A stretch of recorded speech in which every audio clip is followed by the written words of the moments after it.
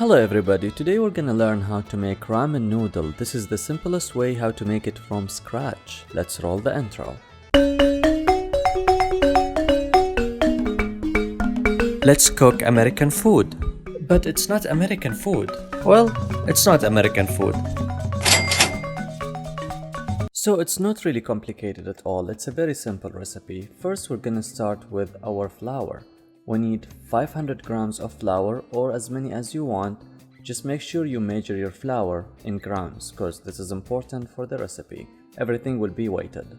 Let's set that aside and let's look at our water. For this recipe we're gonna need 40% hydration.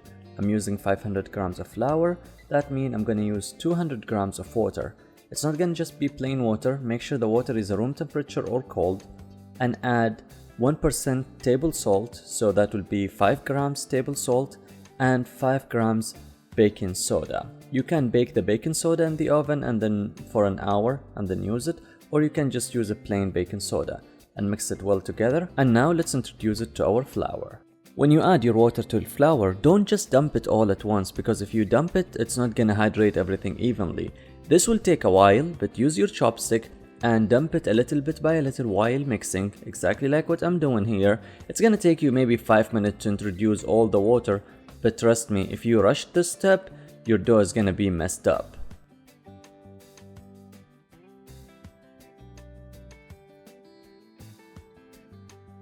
Alrighty, I know that was very long time. Ooh, okay, when you get it to this consistency, it just basically, when you smush it together, it stays together, but when you try to crumble it, it crumbles easily.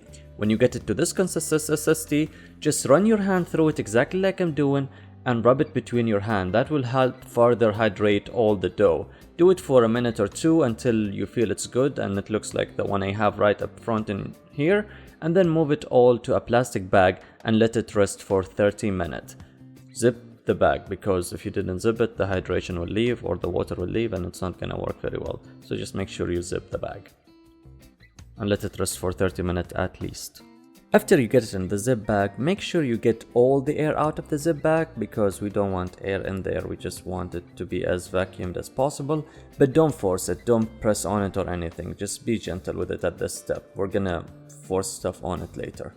We're actually gonna step on it. Alright, now to the part that mama said don't do, step on our food. I wear socks here for you food fetish people, so you don't find something to hold against me. Okay, but let's just move on. So I like to lay it down on the floor and put a towel on top of it and have my socks on for fetish people, and also just in case if the bag bursts, I don't want all that dough to stick in my leg. And then just gently step on it. This step will help you get the dough together and stick together and basically form a sheet of the dough. And then after you step on it, let it rest for another 30 minutes to further hydrate. Alright, 30 minutes later, it should be hydrated now. Take it off the bag. I had to cut the bag in half because I couldn't just slide it.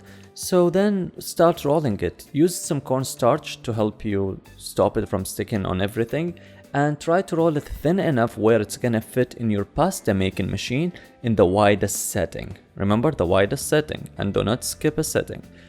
Just make sure you cut it where it's gonna fit, and cut it. I had to cut mine into 3 segments, and just keep rolling it as thin as you can. That will fit. If the dough was fighting you, it's not rolling, it's breaking, shove it back in a plastic bag and let it rest for another 30 minutes, 15 minutes, an hour, whatever time. Just the longer you let it sit, the more hydration it's gonna get and the softer it's gonna get. Alright, as we said before, using the pasta machine, make sure it's on the highest setting in terms of spacing, not speed. Speed probably you want it low or mid-low if you're using a stand mixer like I am. If you have the hand rolling one, good luck, buddy. Alright, so shove it in the highest setting or the biggest setting and run it 1 or 2 times and then go down. For example, mine, the highest setting was 8. I went down to 7 and then I went down to 6. When I got down to 6, I took it off the pasta machine, I took it back to the table, I folded it in half, and then I rolled it again with the roller, and then I reset my pasta machine to the highest setting, 8, and then I did it again, run it through 8, 7, 6, and then fold it, and then again 8, 7, 6, and fold it. Do this step 3-4 times. This will help the gluten to line up the right direction, and it's also gonna make your noodle look more like a noodle. And then when you want to finish the whole thing, just make sure you go down to the setting 4 or 3. Don't go below that, because below that they're going to be so thin and they're not going to be noodles anymore. I don't know what they're going to be, but they're going to be so thin. So you just really want it to be on number 4, at least on my one that I have. When you finish rolling them to the desired length, coat them with a little bit of starch, and then we're gonna run them in the machine again to cut them to a noodle pieces. And now watch this. Tell me this is not the most satisfying thing you saw today. If you told me that, I bet you're lying, because it is the most satisfying thing you watched today. I know what you usually watch. This is more satisfying than whatever you're watching. I'm gonna just let you enjoy seeing the noodles being cut with the montage for a second, and then we're gonna pick it up. Alright, I just said a second. I didn't tell you I'm gonna let you enjoy it for a long time. You can just repeat the setting if you like, or the second if you like. Okay, now after we finish that, we're gonna dust them a little bit with more cornstarch to make sure they're separated from each other, and we can put them in a container dusted with the cornstarch, and we're gonna throw them in the refrigerator for 1 day. After 1 day we can cook them. I don't know why it has to sit 1 day, but the recipe calls for 1 day, and the original recipe actually is in the description below, because it's not my recipe. I saw it from someone else, and I have to give the credit to the person who deserves it. Alright, now this part of the recipe is my own invention, because people don't do stuff like this with the soup and the ramen. This is untraditional. But what I did is I use 2 parts chicken broth and 1 part vegetable broth, which means 2 cups chicken broth and 1 cup vegetable broth, and I heat them up on a low heat until they got to a simmer, and I just kept them boiling for a minute. I added to them fish sauce, and I added to them a little bit of salt. You can add whatever herbs, spices you would like to have it with the soup, but I like to keep my soup simple. And then I would add some vegetables and meat to the final dish, and you will see it in a minute.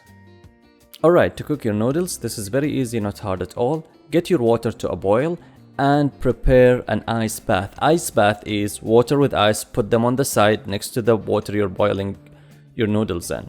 Throw the noodles in, boil them for 1 minute, just 1 single minute, because those are fresh pasta. They don't need to sit there for a long time. As soon as the minute finish, fish them out, throw them in the ice bath.